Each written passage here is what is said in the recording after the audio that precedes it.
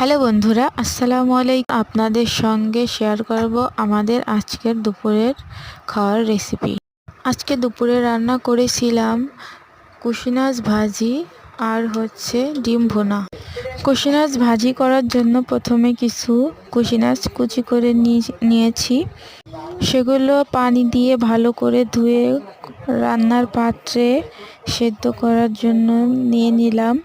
তারপর কিছু কাঁচা মরিচ ফালি করে দিয়ে দিয়েছি এবং পরিমাণ মতো লবণ হলুদ দিয়ে দিয়েছি, সামান্য পরিমাণে পানিও দিয়েছিলাম।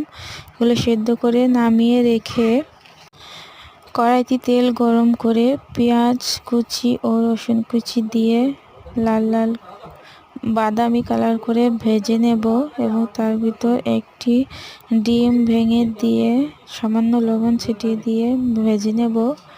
কিছুক্ষণ ডিমটা কড়াইতে নেড়ে চেড়ে ভাজা হলে তার ভিতরে কয়েক দানা জিরা দিয়ে দেব।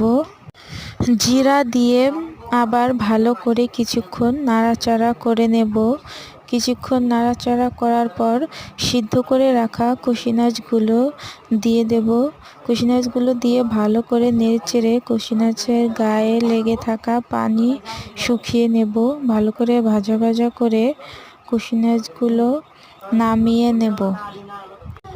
ডিম ভুনা করার জন্য আগে থেকে লবণ হলুদ মেখে রেখেছিলাম।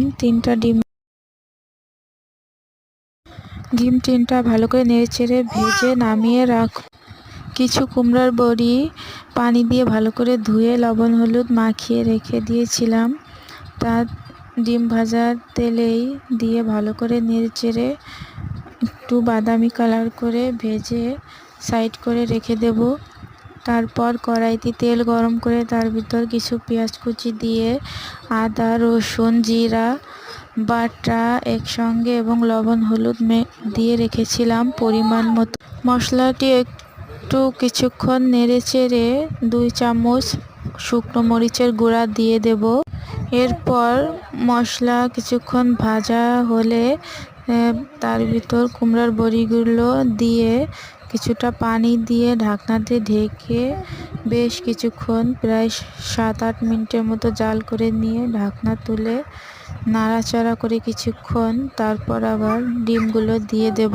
কয়েকটি কাঁচামরিচ ফালি করে দিয়ে পরিমাণ মতো পানি দিয়ে মশলায় তেল ছেড়ে দিলে তারপর নামিয়ে নেব।